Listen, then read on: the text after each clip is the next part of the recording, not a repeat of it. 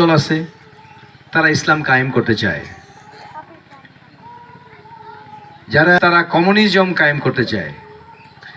BNP হলো একটি দল যারা কোনো কিছুই কায়েম করতে চায় না। তারা চায় এই দেশের মানুষ যে যে ধর্মের সেই ধর্ম তারা পালন করবে। এখানে প্রত্যেকটি মানুষের জন্যই, প্রত্যেকটি মানুষকেই বিএনপি রিপ্রেজেন্ট করে। কাজেই হিন্দু ধর্মের যে অনুষ্ঠান হবে হিন্দুরা পালন করবে, মুসলমান ধর্মের অনুষ্ঠান মুসলমান পালন করবে, এবং নিরাপত্তার মধ্যে যেন তারা থাকে, নিরাপদে বাস করতে পারে, এইটা এনশিওর করার দায়িত্ব বিএনপির। যাওয়ার পর ধানের প্রার্থী প্রতীক নিয়ে এই আশা ব্যক্ত রেখে আমি আমার বক্তব্য শেষ করছি। খোদা হাফেজ। বাংলাদেশ জিন্দাবাদ। কৃষক দলের কেন্দ্রীয় কমিটির 1 নম্বর সদস্য আছেন বীরগঞ্জ উপজেলা কৃষক দলের সংগ্রামী সভাপতি ফজলে আলম শাহিন ভাই উপস্থিত আছেন। 5 নম্বর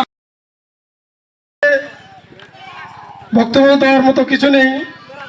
বিষয়টা হলো আসলে আমরা যে হিন্দু মুসলমান বৌদ্ধ খ্রিস্টান এই বীরগঞ্জ উপজেলা শাখায় আমরা যে মিলেমিশে থাকি। জাতীয়বাদী কৃষক দল বীরগঞ্জ উপজেলা শাখা ফজলে আলম শাহিন।